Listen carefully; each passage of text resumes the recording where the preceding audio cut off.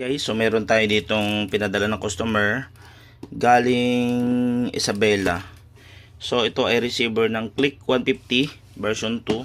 So nawala yung kanyang remote at code. Okay, so gagamitin natin ulit ng Smart FI para ma-retrieve natin ang code and then maka-register tayo ng kanyang ma-retrieve natin na code. Okay, so unbox ko muna yung ito and then pasok tayo sa Smart FI apps natin. Okay guys, so ito siya. Nung nakalas ko sa kanyang box, ayan, may cable tie pa, ayan siya, and then ito may pangalan pa siya, oh.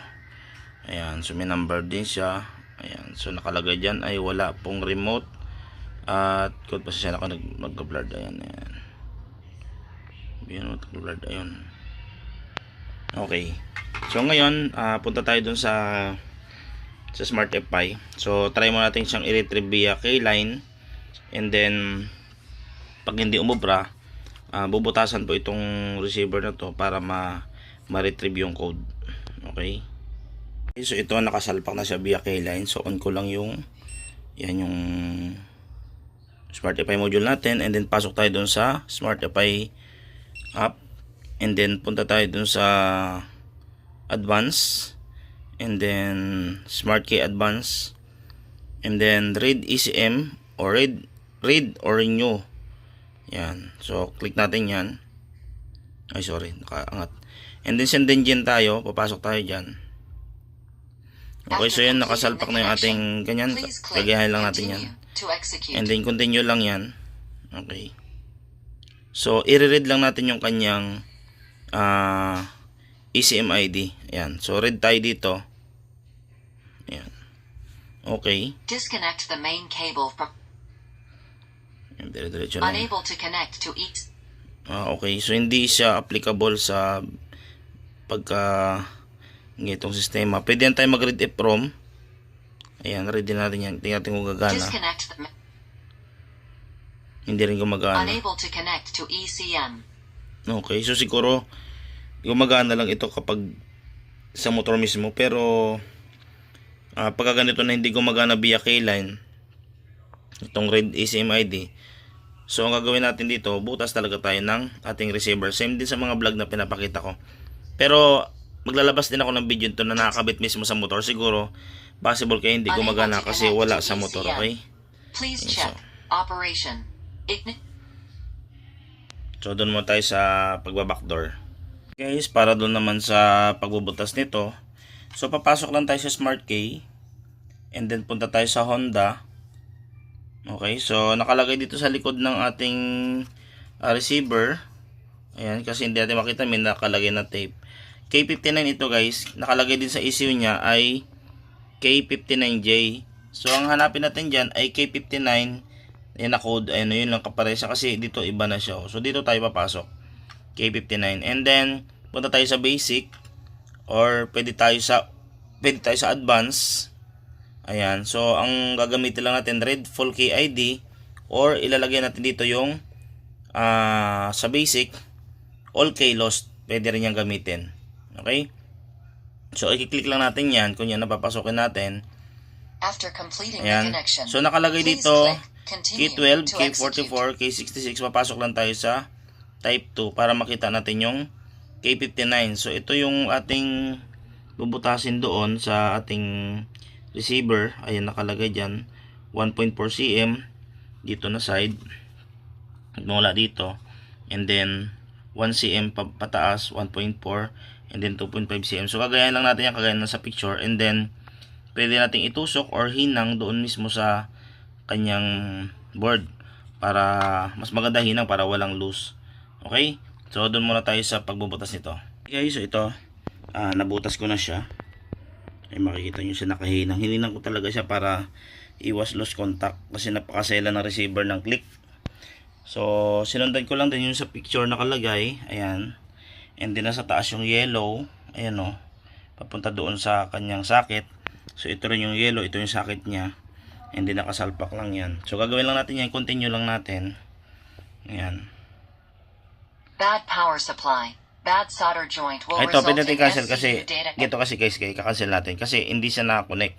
So ulitin lang natin yung process. Punta tayo sa ating apps. Dapat kasi connected siya. Dapat nakakulay blue yun. Ayan o. Ayun, ganun dapat siya. Pasok ulit tayo sa Smart Key. Pasok tayo sa Honda. Pasok tayo dito sa K59. And then pwede tayo dito sa Basic. Ayan. And then all key lost. Okay. After completing the connection, Type please 2. click And then continue continue to natin. Okay. So pag lumabas yung message na yan, okay lang natin. And then hintayin natin siya hanggang mag 100%. Reading data in SCU. Please do not disconnect. It will result in SCU data error.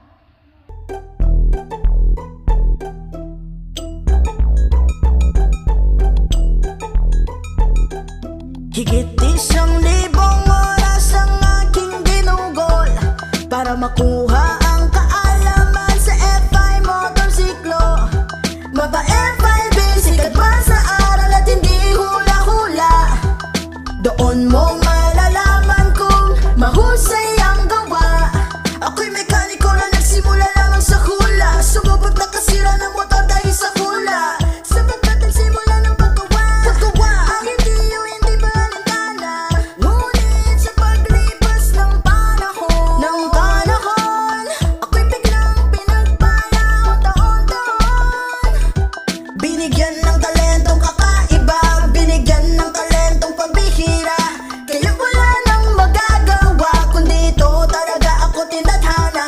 Higit 1,000 oras ang aking ginugol para makuha ang kaalaman sa FI motorsiklo. Mabait, sikat pa sa aral at hindi hula-hula. Doon mo malalaman kung mahusay ang gawa. Siyempre, nagsimula tayo sa gawang di perfecto. Kasi sa unang panahon nandyan ang talino. Pero basic pa ang paggawa sa motorsiklo. Mga gamino, hindi ka pa talaga kontento.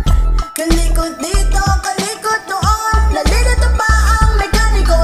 Kaya lumipas ang marami pang mga taon. At ito'y higit pa na lumaon. Sobrang hirap talaga pag lalo na't lumaki ka sa hirap. Pagsasabayan mong mabuhay, matuto at mangarap. Higit 1,000 oras. Okay guys, so na-retrieve natin yung code niya. So yung kanyang eSIM ID ay 132317877. So ito siya pumapareha siya guys sa number 2. Pero may mga kasama pa siyang code sa number 1. Ang gagamitin natin yan guys, yung kay number 2. Yung huling code, yan kasi yung huling pinasok dyan, or yan yung huling nag-pair dyan, nakaparehas din ng eSIM ID. So gagamitin natin yan para mag-register tayo ng key. So may bago tayong remote dito na kasama ito. Ayan. So susundan lang natin dito sa register key. Ayan. I-register lang natin. So Prepare a new fob. ayan. Disconnect the data red wire from the SCU. So i-disconnect before muna natin to pressing para continue. mag-register. So disconnect ko muna to guys para diretso tayo dun sa register. Okay guys, so yun, kalas na siya. And then proceed na tayo dun. Click natin yung continue. So ipapasok ngayon natin yung yung code na pinakita ko sa inyo kayo na. Okay, so idadial ko lang muna. Okay, so yun, dinial ko na yun. And then i-click lang natin yung ito pababa na to. And then okay. Ayun. And then On new fob, press and hold the smart key button on the fob. Fob Ayan. light turns from red to green. okay, okay lang natin. And then hintayin natin siya mag-pairing. Iilaw naman to guys kapag nag-pairing na. Connecting to SCU. 1,000 oras ang aking ginugol para makuha ang kaalaman sa FI motorsiklo. Mabait, sikat pa sa aral at hindi hula-hula. Doon mo malalaman kung mahusay ang gawa. Dadaan ka talaga sa butas ng karayo para ang iyong goal ay makamit mo. Buhay ng mekaniko ay sadyang mahirap to, pero kailangan mong pilitin to. Para ang araw ika'y makaahon at makatikim ng masarap. Kailangan mong tanggapin ang minsan na lait at pagpapanggap. Pagpapanggap na ika'y marunong para makagawa at matanggap. Kung gusto mo ito'y masungkit, kailangan mong maging mahasa at mahusay. Higit 1,000 oras ang aking ginugol para makuha ang kaalaman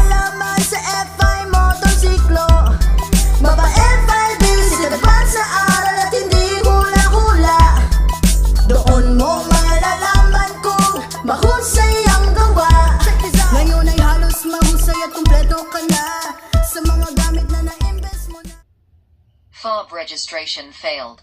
Please check the fob again. Guys, ibig sabihin, pag nag-field ng ganon, possible mali yung code or yung ating remote ay nakalock na sa iba, okay?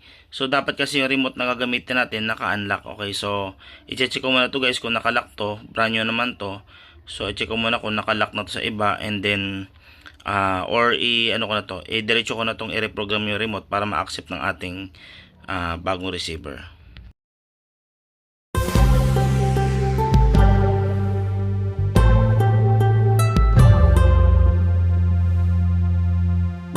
Mabuti ang bagay na pinapakita ko, pero kahit gano'n ako'y naabuso. Sisirayan ng trabaho at pangalan ko, kunyari sila'y tama. Okay guys, so nirenew ko yung remote.